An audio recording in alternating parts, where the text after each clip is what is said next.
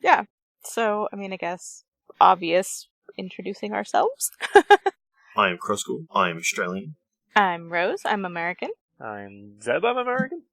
So, a bit about tonight's podcast is the topic of bullying and violence amongst today's youth. And we decided to do this as a topic because of something that happened recently.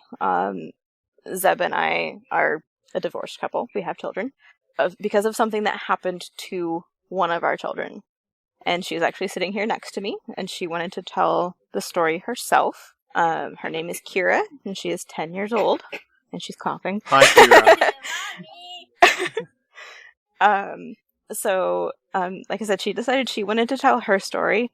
So I'm going to kind of move a little closer. She can't wear the headset right now for reasons that our listeners will hear in a moment. Is there anything you want to say before you start the story? No? Okay. So what happened was between Kira and another student on her way home from school. So that kind of sets it up for you. So just like you told the police and me. I was walking home from school, and one of my schoolmates, I stepped off onto the grass so she could go by, and she called me mean things like that. I was ugly, and we were crossing a street, and she took one of her hands off of her scooter, and she kind of whacked me in the face, and we were all the way across, just a few steps onto the sidewalk, and she got off her scooter, and she whacked me in the leg with it, and then I was just about to cross over to Evergreen Lane. She goes down that way too, and then she got off her scooter and whacked me in the head with it. What happened after that? So when she turned around, so I held up my hands, and then so I didn't want her to attack me. And she realized what she did, how bad it was bleeding. I guess I had an ear warmer on, and so she just put that where it was bleeding. So then I continued walking down. She usually turns, and then I think he's a 7th or 8th grader. He wanted to make sure that I was okay.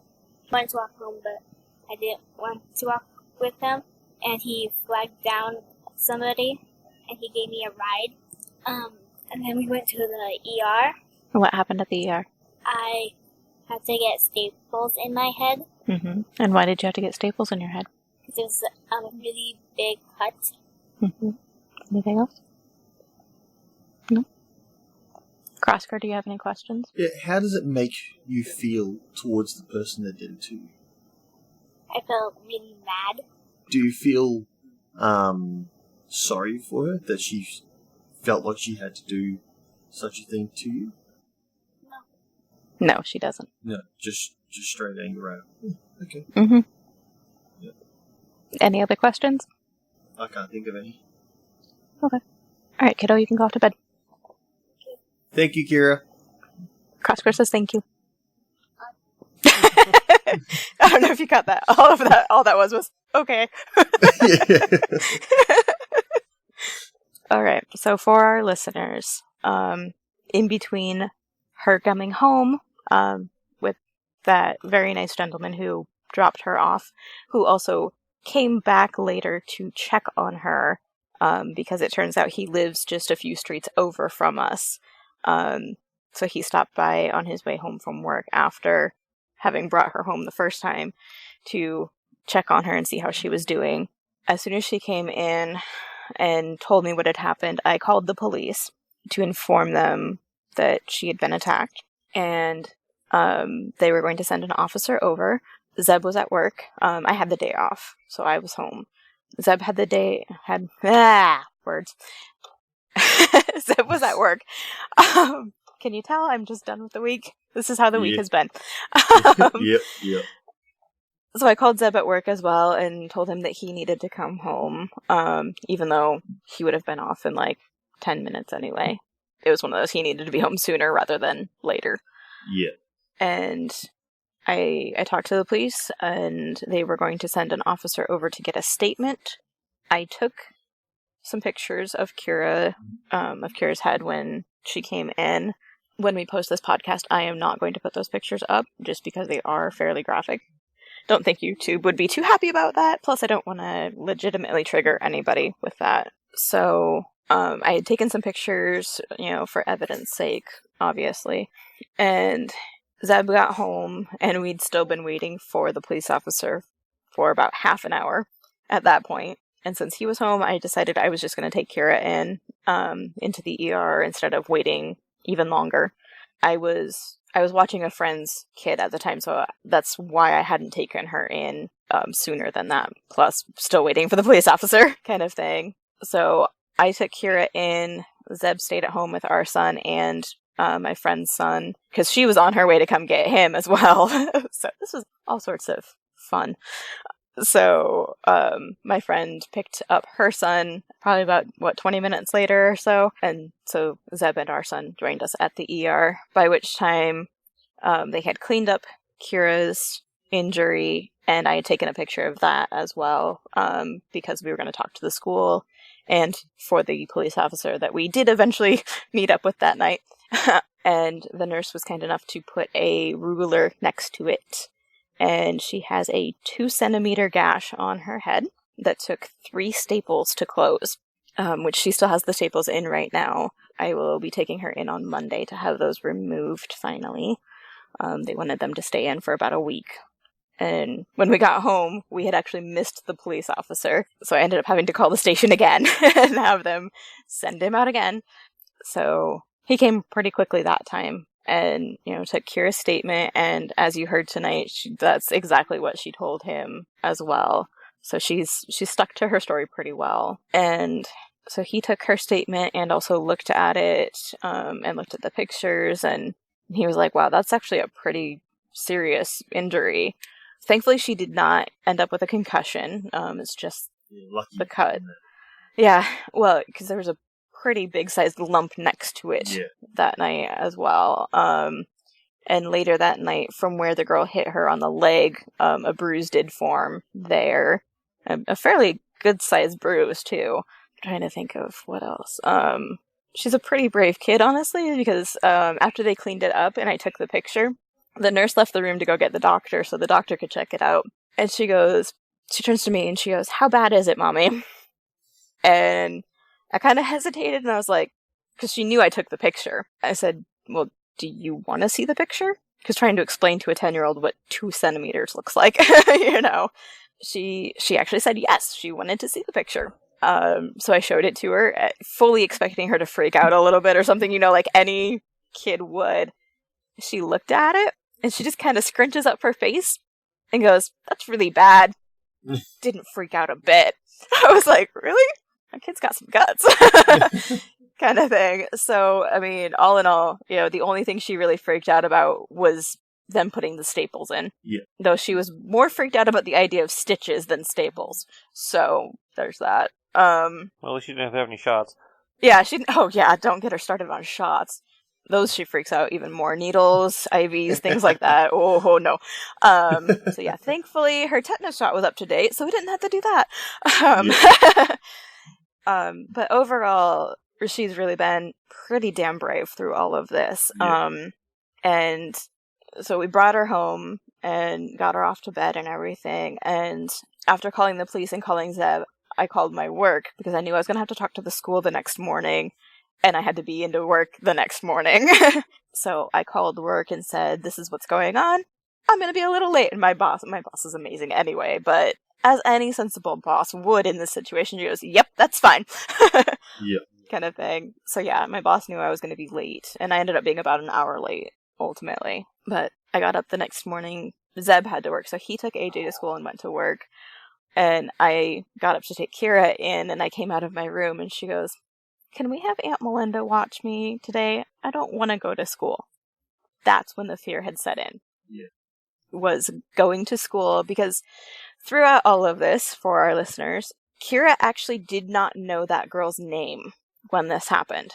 She knew that she was in the same grade as Kira because she'd seen her at school, but they didn't have any classes together. They've never been in the same class leading up to this. Kira's in 5th grade, which is middle school here, so it's just like junior high where they, go to each different class for, the period and stuff. But up till now, they weren't ever in the same class in any of the grades or anything, by pure luck, I guess. I don't know. But yeah, Kira recognized her as a classmate but didn't know her name. So the point of Tuesday morning, this was Monday after school that this happened, Tuesday morning, a police officer was supposed to be at the school so that Kira could find a way to discreetly point her out to them so that we could identify the girl. What ended up happening was, in ways, a little bit of luck. As we were driving up to the school along the road that the school is on, I'm kind of reminding Kira, just be brave a little bit longer, just keep telling exactly what you've been telling and everything. She's looking out her window, and there's a girl on a scooter on the sidewalk. And she goes, "That's the girl." And oh man, when you hear the phrase "mama bear," it ain't no joke. I mean, I'd already been pretty pissed off throughout all of this because my kid is, and I know a lot of parents say this, but seriously, our kid is like the gentlest, kindest, wouldn't hurt a fly kind of kid. And she is friends with literally like everybody. She's never had any problems with any kid throughout her schooling so far until now. So, knowing that this kind of thing happened to that kind of kid just adds to it. Yeah. And so when she was like, "That's the girl," oh man, did that rage just like flare even more.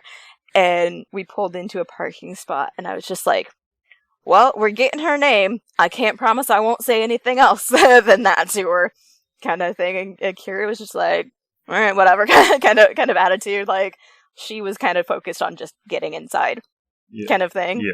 And the front of our school faces the street, to kind of set that up for you. And it has just a very small parking area in front of the middle school part of the building. The middle school and high school are a shared building, separate wings of the building. So we got out of the car and we're almost up to the entrance. And she is coming down the sidewalk. And she's about probably a good 2 or 3 yards from us. So for the non-Americans, that's a couple meters, I think. Yeah. Let's just say about 5 meters away. Yeah, okay. She's about that far from us, and she sees Kira, and you see that recognition hit her.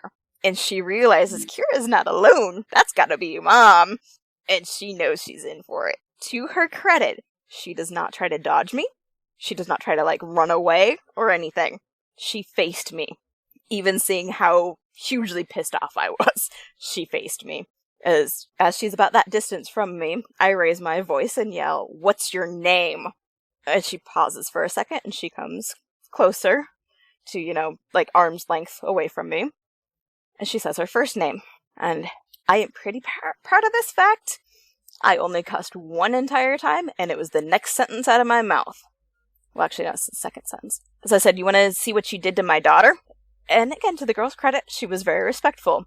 Her answer was, "Yes, ma'am."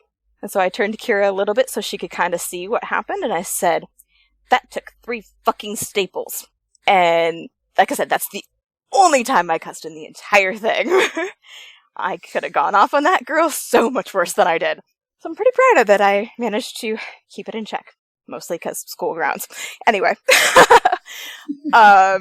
She had the decency to look ashamed of herself and her actions. And by this point, she was actually on the verge of tears already. And she says, "I am so sorry, ma'am." And I'm kind of standing there thinking, you shouldn't be apologizing to me, but to my daughter. Yep. And I said, "You're gonna be sorry. Because we already called the police, and I'm about to walk in and talk to the school. They're gonna know what you did, the police know what you did, and there are consequences to your actions, and you're about to find that out real quick." And she just kind of stood there. I said, "You know what you did is wrong, don't you? You were taught right from wrong." "Yes, ma'am." I said, why did you do it then? And she says, I don't know. Now, here's the part that Kira left out when she was telling it. The girl told Kira that someone else dared her to do this to anyone. As Kira put it, to play fight. Basically, pick a fight with someone. And that's why she did it. That Kira supposedly happened to be victim of opportunity. Which, that makes it worse. Because you picked an innocent person. Like, there wasn't a reason for it, kind of thing. Yeah. And so when she said, I don't know, I turned that around on her. I said, you told my daughter that somebody dared you to do it. Is that true? And she said, yes, ma'am. At that point, I was just like, no, but we need to walk away. I need to get Kira inside. I didn't say anything else to her. And we started to walk away, and she took off down the sidewalk on her scooter, and I turned around realizing, hey, I need a last name, right? Kind of helpful. And so by this point, she's quite a ways away from us. So I yell, what's your last name? And of course, parents are dropping off kids during this entire time. Kids are walking up to school this entire time. Nobody is stopping to see what's going on or anything. Which, a little curious there, but whatever. She yells back, kind of dodging the question, saying, which one? I go by multiple ones. I said, whichever one you use at school. She repeats it again, which one? I go by multiple ones. I'm going, fuck it. We're going inside. I'm not dealing with this. We know a first name. We know what she looks like. Yep. That should be enough for the school to figure it out. So we get inside, and I tell the secretary why I'm there, and why we need to talk to the principal. Well, they were in a staff meeting at the time, so she pages him, and he calls down to see what's going on, and she tells him. And so she's like, do you have time to wait? And I'm like, yeah, I'm fine. Trust me. I'm not going anywhere. So he finally gets done at the meeting and comes in with a group of boys who it seems maybe got in trouble for playing with a basketball in the hallway, as he took away the basketball that they came in with.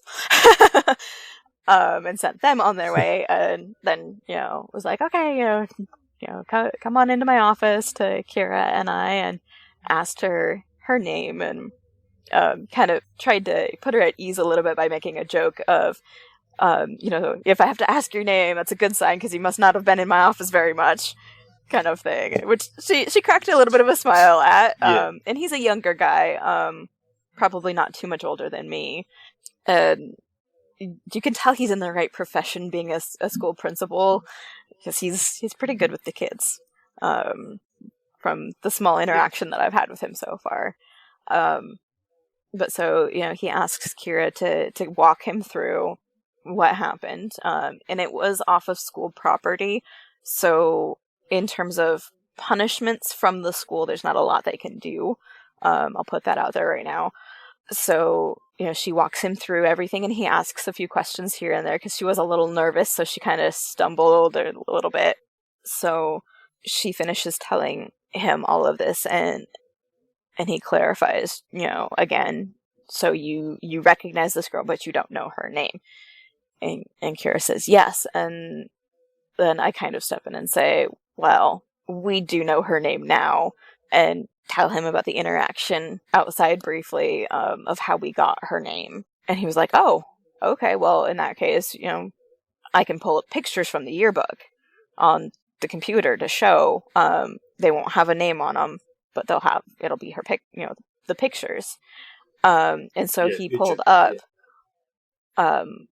one picture, and the very first picture he pulled up was the girl.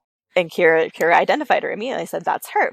And he flipped through a couple more pictures of, similar looking girls, just to make sure that it wasn't somebody else. And then went back to that first picture, and Kira was like, yeah, that's her, kind of thing. So then the school had the full name. Obviously he didn't tell us, which is fine. I don't need nor want to know her last name or anything. That's not something I need to deal with. And so the school was going to speak to the police officer when they finally got there, and turn that information over to the police to handle that. And obviously Kira was scared to be at school on Tuesday, and partly I think just the process of informing the principal helped Kira feel a little safer, because now the school knows.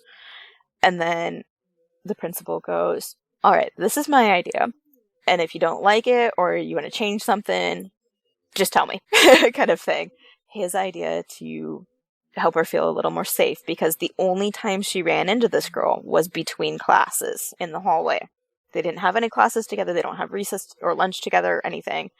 Just between classes. Was that she would get to leave class a little bit early so that she could get to her locker into the next class before the classes would have let out, so she wouldn't run into the girl between classes. And you could see Kira just kind of visibly relax a little bit when he said that. And she was like, yeah, I like that idea. We can do that, kind of thing. So for the rest of this last week, that's what she's been doing. And luckily so far there's no further incidences with the girl, no backlash from like any of her friends or anything. Nothing else has happened.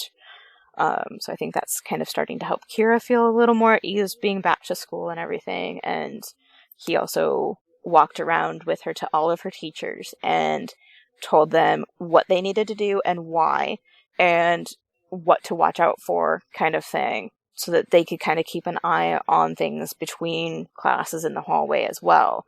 And he let Kira identify 2 teachers that she felt most comfortable with going to if something did happen. So that helped a lot, I think, in terms of her being comfortable being back at school right afterwards. And she seemed pretty much herself so far this week. I talked to the police the next day. They called while I was at work, luckily while I was on a break. So I was able to talk to them really quick. Basically, they wanted to touch base because they had set up a time. The officer had been to the school and identified, the girl and everything.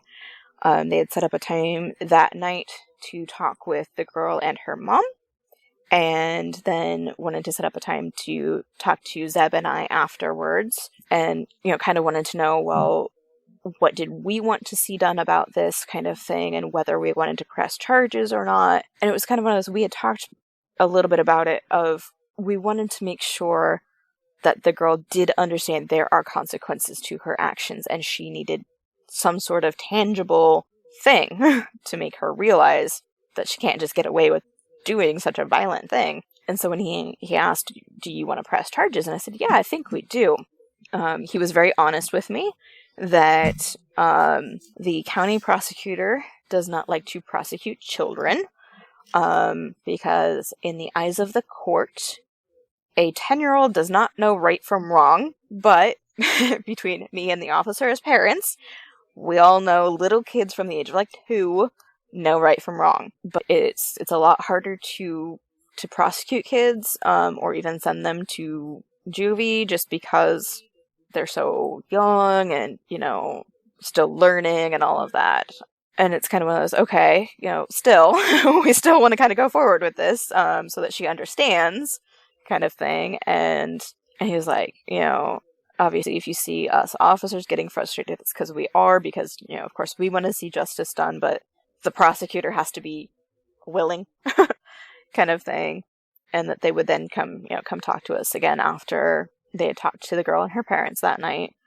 And so Zeb and I kind of, after I got home from work, we kind of talked about it a little more, and we were like, even if it's something as simple as community service or something like that, not necessarily jail time or anything, just something so that she had a real tangible consequence to her actions, that was fine with us. And so I got home and changed and ate dinner and everything, and they still haven't come to talk to us. It's like an hour past what they said it would be. So I was like, yeah, I'm gonna give them a call just to kind of see where they're at, because we'd kept Kira up so that she could talk to them if they needed more information from her. We didn't want to keep her up, too much longer though.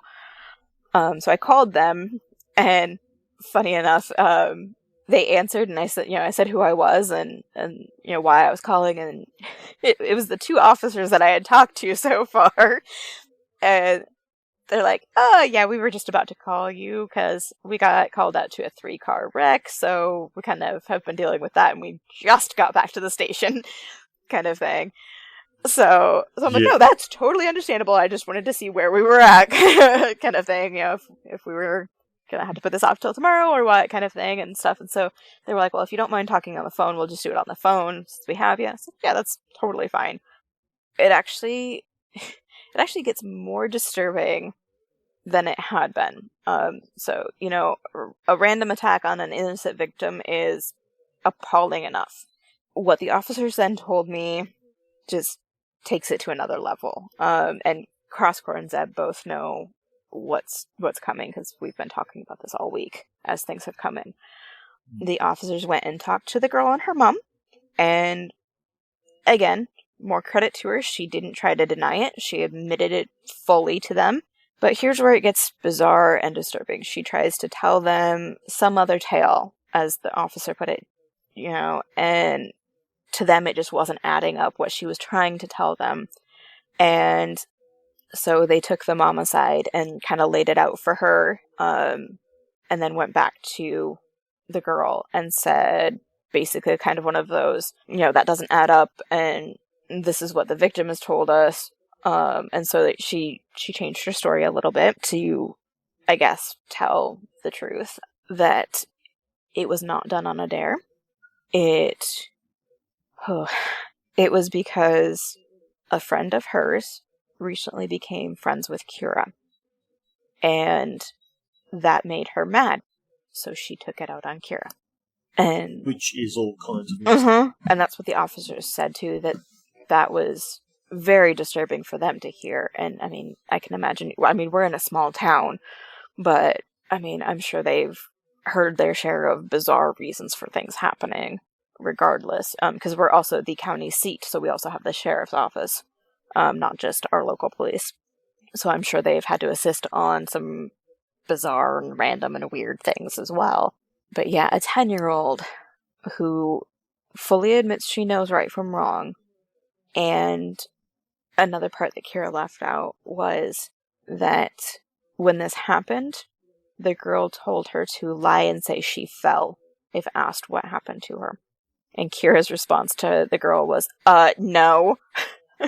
Because Kira knows better than to lie as well. So she knew right from wrong. She then tried to cover it up more than once. And then to give the real reason that she was jealous. So she attacked the source of her jealousy in a violent way that required 3 staples in my daughter's head. Yeah. No. This is not okay, kind of thing. And just trying to process that kind of thing, even as a parent, or maybe especially as a parent, is just, what do you do with that kind of information? Kind of thing. So I have a question. How do you feel about all this, Seb? Because I haven't seen a lot of your responses, that's all. So. Yeah. It's hard to process. Probably the hardest part is, Kira's not wanting to go to school. Even, after, she feels better, but in the morning she's still more reluctant to get up. Yeah. That's just the hardest part to deal with, Something like this, affecting her in the way, she liked school before, and then something like this comes along. Yeah, she's one of those kids that has always loved going to school. Even there'll be snow days, and the kids get upset because they don't get to go to school. Both of our kids, they love school. So how big is the school you go to, the population? Oh, goodness.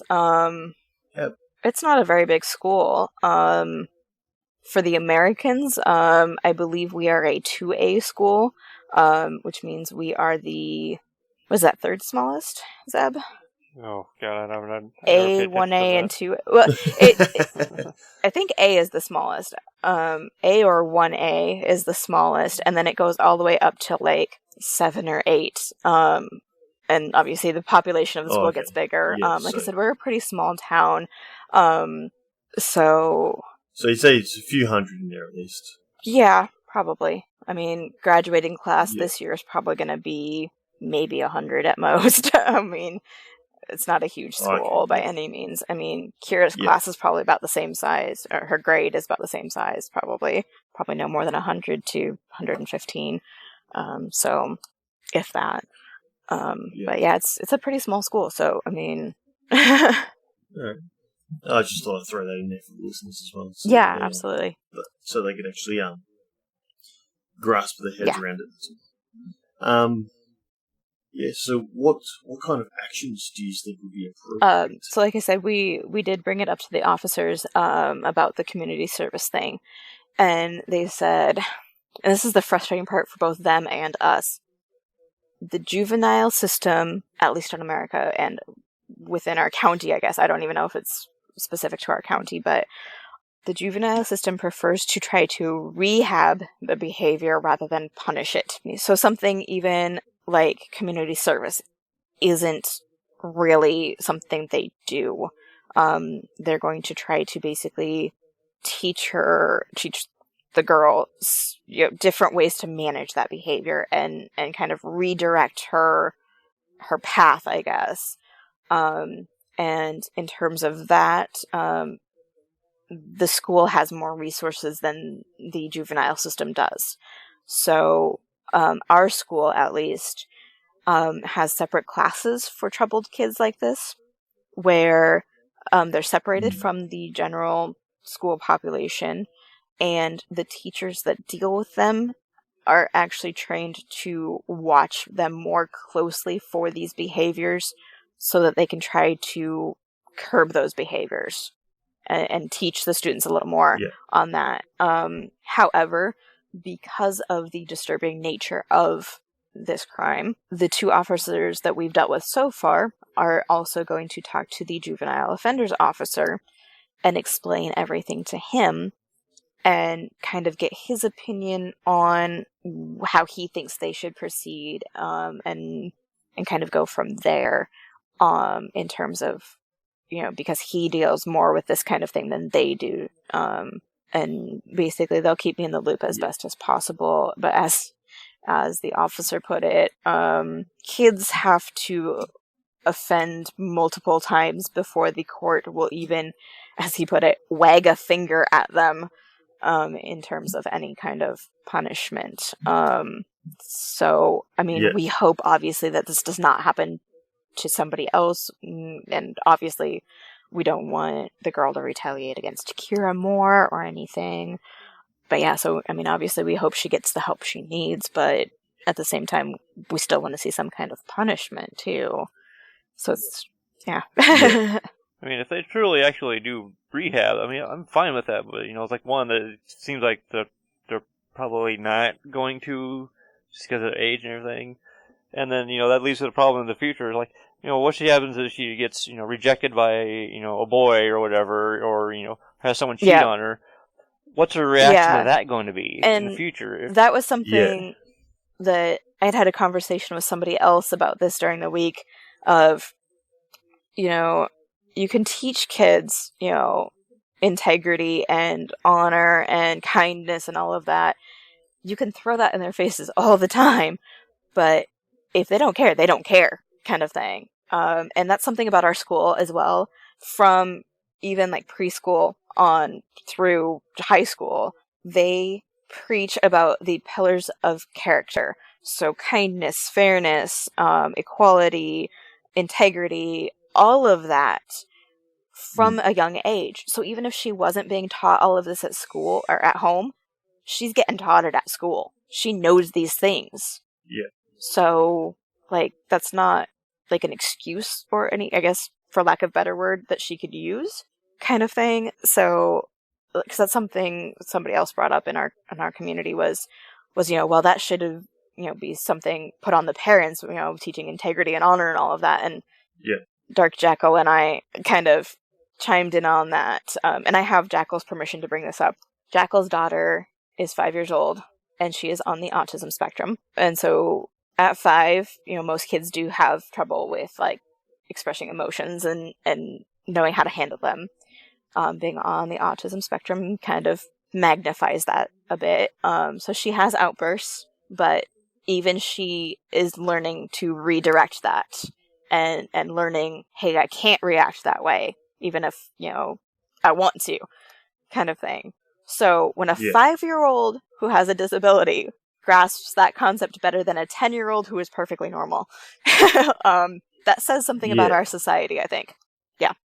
And that's something that Jackal brought up in that conversation was, that his daughter knows this and that, you can teach those things, but like I said, if the kid doesn't care, they're not going to care. They're going to do whatever they want because this emotion says do this kind of thing. And that's how you end up with psychopaths and sociopaths and murderers and whatnot from perfectly normal, happy family homes where they are taught all of those things. So here's hoping that she does get rehabbed and doesn't become like those things, because obviously we don't want to see her hurt anybody else. And even given what she has done to our child, I don't necessarily want to see a 10-year-old in jail kind of thing. We also had, I posted about this on Facebook as it was going on, as we got updates, and a lot of people were saying, well, you need to have the parents pay for like the medical expenses if nothing else.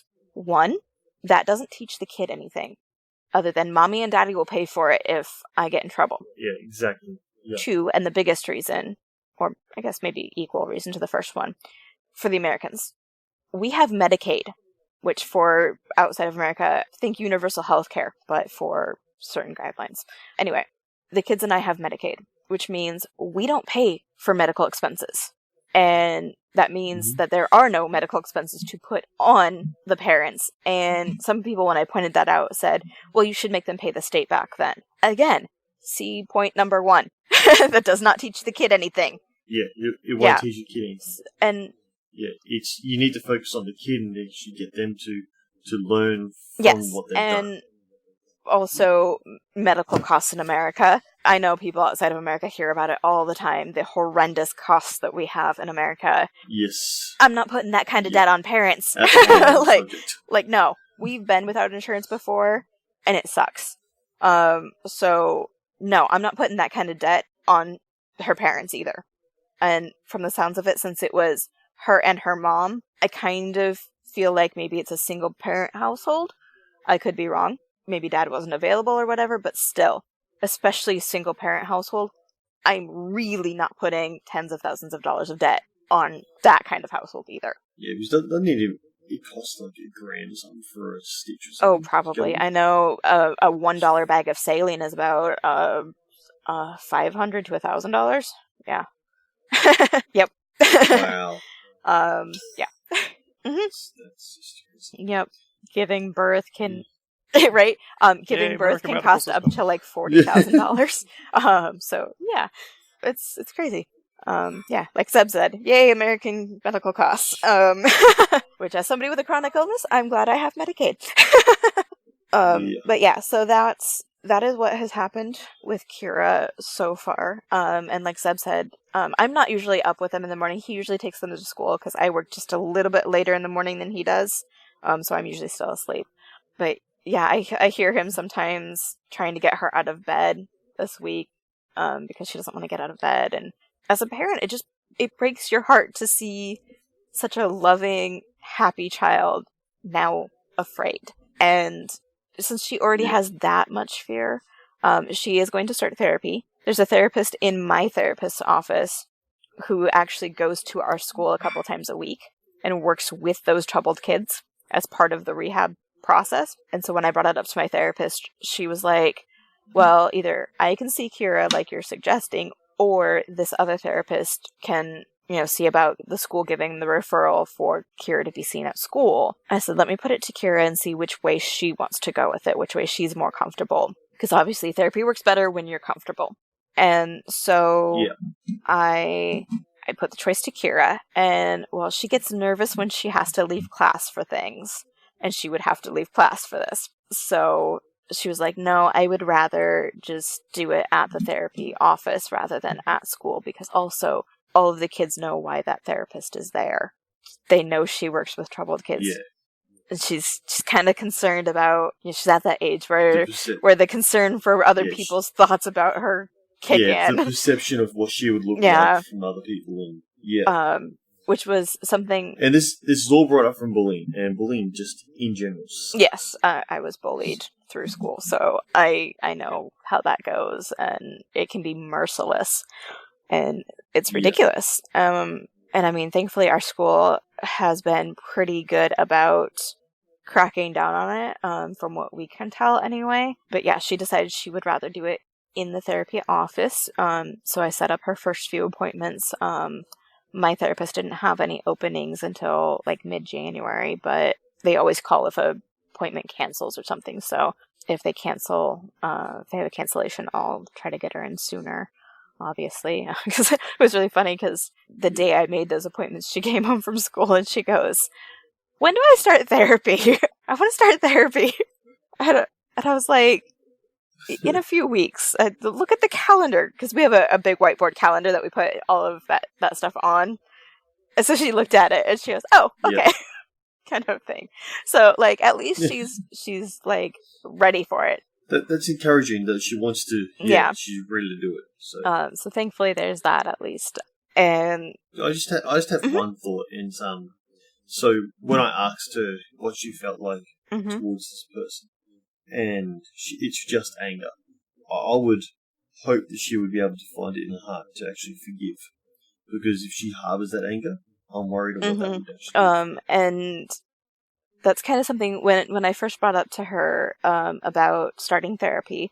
I brought that up because one of my friends, who is a nurse, brought it up and said, try to get her in sooner rather than later, because the sooner you start it, the better. And so I said to her that night, I said, because she knows I see a therapist, I'm fairly open about all of my illnesses. And so our kids know that I see a therapist. And I said, do you want to start therapy, to kind of help you sort through all of the emotions and thoughts and everything from this? Do you think that would help you? And she thought for a little bit and she goes, yeah, I think that would. So, like, at least she recognizes that, hey, maybe this can help me feel better, kind of thing. Well, I hope she does go through with it, and yeah, because like you said, I really do hope that she doesn't hold on to that, and along with that, brings up kind of the point that I kind of yelled at you guys earlier before we started. Don't tell her this. Kira does not know that real reason the girl gave. And for the listeners, you might be going, well, why wouldn't you tell her? Well, when you take an innocent kid like that, who's, like I said, doesn't hurt a fly, doesn't have issues making friends, she's friends with everybody. She's one of those kids that gets along with everybody and is fairly social. She's pretty outgoing. And if you were to tell her that, we're afraid that she's gonna start blaming herself, even though it's not her fault, and then be afraid to interact or even make friends in any way. And we don't want her to be afraid to do things, So that's why we wouldn't be telling her. Yeah.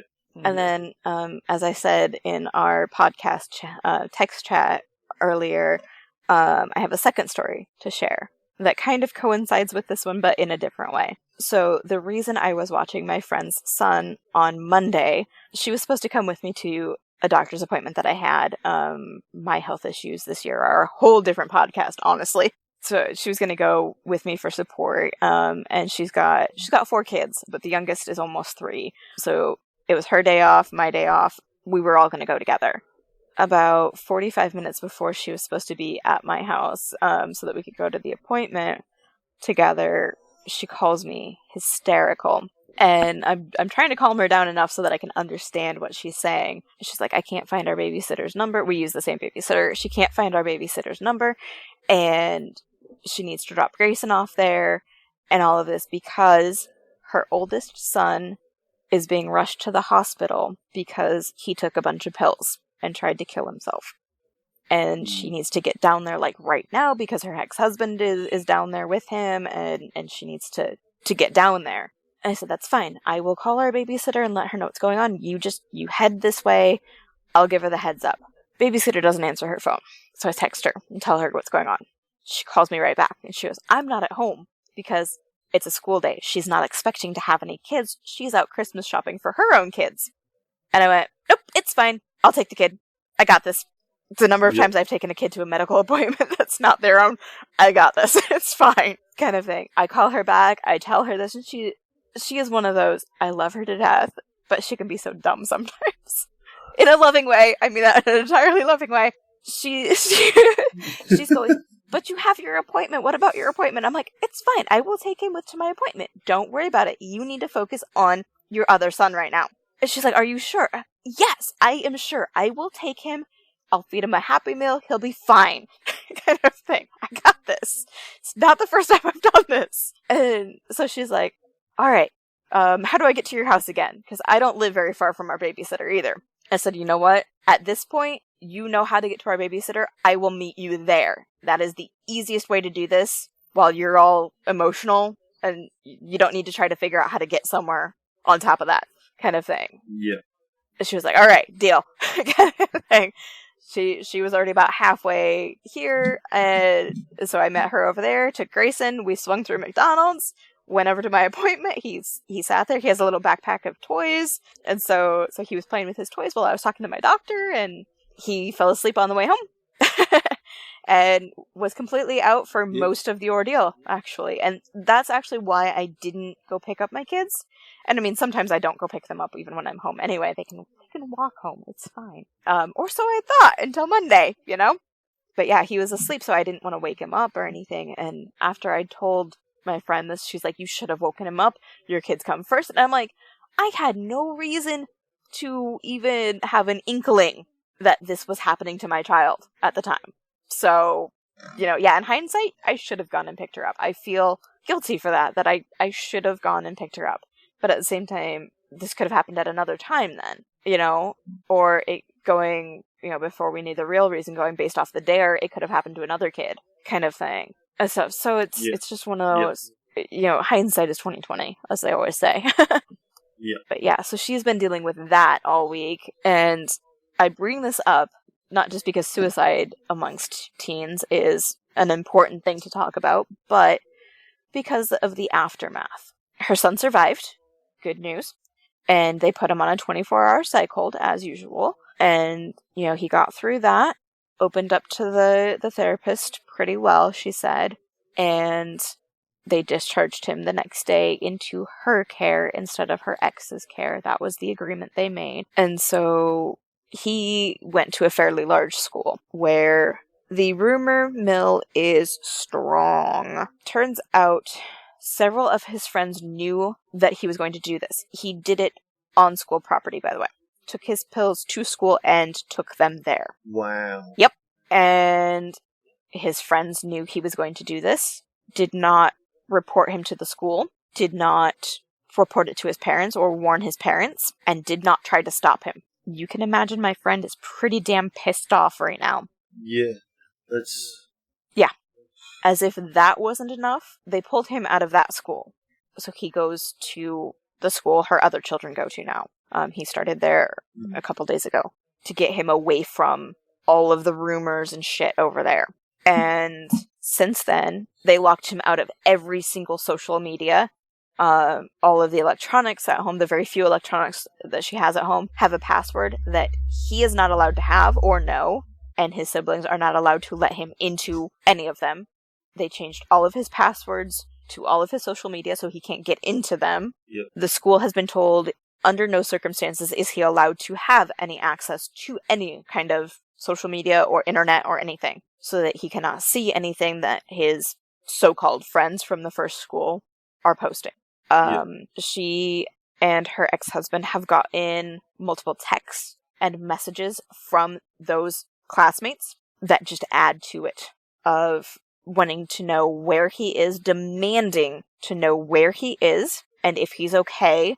And one of them even said, well, you can't stop me from finding him. Well, that sounds threatening. And another one went, you don't deserve to be his mom because I care about him more than you do because I knew about this.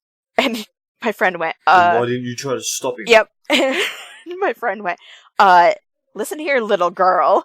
No, you don't deserve to be his friend. You don't deserve to be called his best friend, especially. And you certainly don't care more about him because you did nothing to stop this.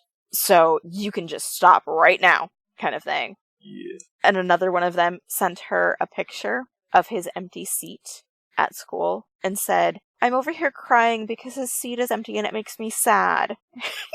My friend is just like, jeez. do you think I care? I almost buried my son. So don't even start with me because you're one of the ones that didn't tell. Kind of thing. She has... Oh, I can be really dishonest sometimes. Oh, yeah. And that just makes me think of the response of going, yeah, well, it would be emptied if she carried through and died anyway. So yep. Get used to it. Yep. And she's... You know, like, he's terrible. Yeah, and they have continually texted her ex's phone because all of the text messages get forwarded from her son's phone to his now because the phone is shut off, locked, whatever. And so he's getting all of the text messages and showing them to her, and they've taken them to the school and said, you need to do something about this because now they're harassing us and demanding things from us that they don't deserve to know. And so because they keep going, is he okay? Is he okay? Is he alive? And all of this. She's not responding. She's not telling them yes or no, and neither is the ex. So now the rumor mill says that he died because they're not getting a response. And she's not going to correct that. And I don't think she needs to either, honestly, because it's none of their business. And at this point, they, like I said, they are to the point of harassment now. And her ex has taken all of these text messages and everything to the court to get a no contact order on every single one of those kids and the school. Good. He's going to serve them all to the school and all to the parents of these kids. How you can bet those kids have not told their parents what they're doing. Oh, because they would be held to pay. If that was my kid doing that shit, oh, they're going to be sorry, kind of thing. So, yeah, there's going to be a no contact order from the sounds of it, and those are good for like 3 years, I think, in our state. So, it could be quite a while before they're allowed to talk to him. So, that's where she's at with that. And at first, he wasn't really understanding why she was so angry with his supposed friends.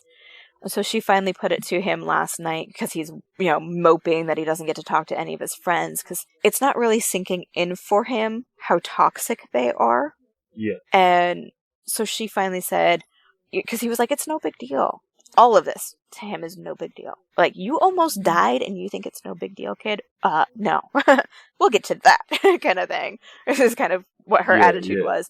But so she put it to him. Because he and his younger brother are only a year apart, and they're pretty close.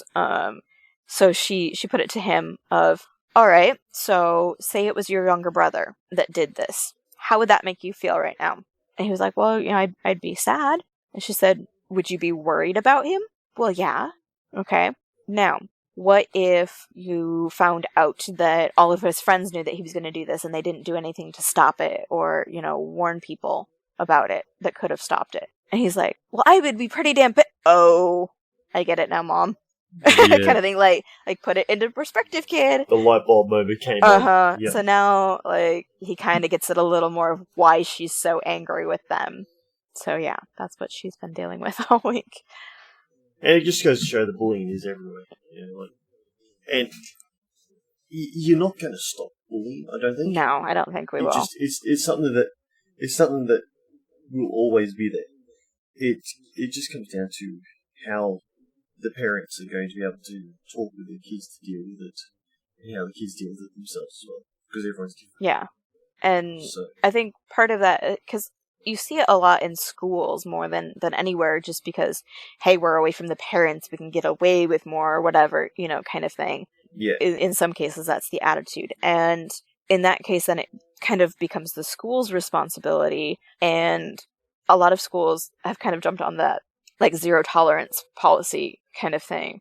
Mm-hmm. And that can go kind of a couple different ways where you see the ridiculous stories, and I laugh a little bit there because they're so ridiculous. You see ridiculous stories of, kids getting suspended over the stupidest, most random things. Like, a couple of years ago, there was a first or second grader who was suspended from school because he had a Pop-Tart that he, ate out into the shape of, a gun and was pretending to shoot it.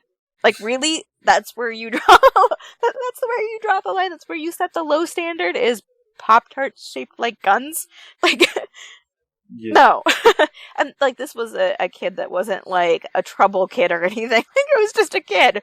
But then you also see kind of the opposite end of that, where they say it's a zero tolerance policy, but then they don't enforce it And so it's one of those, it's good for their image, but it doesn't do anything kind of thing. I went to a small school about the size of the school that our kids go to, and I went to 3 schools throughout my education, partially because of moving and partially because the second school was shit. But I was bullied a lot in the first school. In the third school, I became kind of that protector role where, because our principal didn't do shit for it other than basically tell them not to do it, I was the one that basically stuck up for my friends and stuck up for like the outcast people that were getting picked on, and I'm the one that really kind of pushed our principal to do things. And so he knew when I ended up in his office with somebody else, it wasn't about me. It was going to be about that other kid and what another kid did to them, kind of thing. Because it wasn't always just words at our school. There were some physical altercations as well. Yeah. So, like, yeah, zero tolerance policies are great if you actually do shit about them. Yeah, if you actually back it up with actionable consequences. Yeah. Well, and if you don't take it too far either, like the whole thing with the Pop-Tart kind of thing. Like, don't be dumb about it. You know, use common sense, which I swear is a superpower these days. Yeah, it is. Well, one thing is bullying now is actually worse than it used to be. Because it used to be, bullying would happen, at school, at, wherever they're at. But then, you can be with your friends, be at home, you'd get away from it. Now, with the way social media is and everyone's entangled in that, you can't get away from it. If they really want to bully you, they'll harass you online, and you just and you're that's where the whole cyberbullying comes from too. Yep. So. And I don't know if it's still on Netflix, but there is a movie called Cyberbully, and it details what happened to a girl when she was bullied, both at school and online, and it goes through everything, and she tries to hurt herself because of it. It's been a long time since I've watched the movie, so I don't remember if she was successful in that attempt or not, but it really kind of shows you exactly the damage it can do to young teenagers who, they're impressionable, and it's that time of their life where it's like, I don't want to talk to mom and dad about my feelings kind of thing, so they keep it to themselves, and, it's... Yeah. I just looked up now, cyberbullying is no longer on Netflix. Okay. Yeah. Yeah, at least Australia. At least Australia. I will, if I remember to, I will try to post a link to at least the IMDb in the description of this podcast. That way, people can at least look it up and see if they can try to find it. See what it's about. Because it's a really well done film. I think it originally aired on I guess it's not called ABC Family anymore. They're called Freeform now. Anyway, it originally aired on ABC Family on TV in America. But watching that as a parent with young kids, like, there aren't very many movies that make me cry, but yeah, I cried. I'll admit. I cried because it gets you right in the feels like no other. Yeah. And it really just makes you go, you really want to have that relationship with your kids where they can come talk to you, or at least they know an adult that they can go talk to, even if it's not you, kind of thing. So, definitely worth the watch to our listeners who want to kind of explore this topic more. As like Zeb brought up, cyberbullying is even worse, because we didn't have all of that back then. You could get away from it, kind of thing. Yeah. But yeah, it's a topic that it's kind of one of those, what more do you say about it? Because, like, if you've not... everyone knows that bullying is... Right. And it's so hard to come up with tangible solutions because there's so many different ways that it can happen, and especially schools are very reluctant to do anything when it's off-school property, and especially with cyberbullying, there's no tangible property that it's happening on, kind of thing. So it's hard. So, in a sense, I don't have kids, so it's hard for me to sort of relate to the whole having a kid thing. But in a sense, I kind of feel that for the bullies and the victims, with cyberbullying in terms of that, it would have to come down to the parents educating themselves about technology in order to be able to prevent the kids from being on technology as much as what they are. Because if they're a bully, then they're going to be on there and they're going to harass and just won't stop. And as a victim, you need to be able to prevent them from seeing so much of that, so only giving them so much time on Facebook before they are disallowed to be on Facebook. Or whatever social media they're on these days, because Facebook, I do believe, is on the way out, which is a good thing. I don't know. They say it's on the way out like every couple of years. It's still there. But yeah, I mean, Crosshair makes a valid point of, the parents have to be involved in terms of cyberbullying, of kind of keeping an eye on that kind of thing. Which is why, I mean, there's some kids I know whose parents let them have Facebook and Twitter or whatever at that, 13 mark where they're, you're allowed to, but with certain like caveats, like they have to have a parent as a friend and they can't block the parent from seeing things, or some parents go to the extent of, we have to have your password. I kind of like the whole, you have to at least have me as a friend kind of thing, because then it still gives them their privacy, but you can still see the things they're posting and what is being commented to them in that way. For younger kids, there is Messenger Kids, where it's a light form of Facebook Messenger, where they can only contact the people you allow them to. Nobody can friend them through it or anything like that. You, the parent, has to set up who the contacts are that they're allowed to message. Yeah, see, I'm actually kind of against that whole idea of it.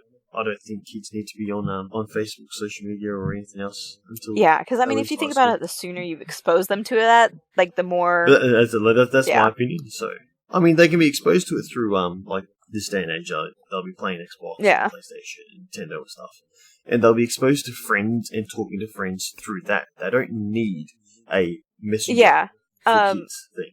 You know what I mean? Like they've got.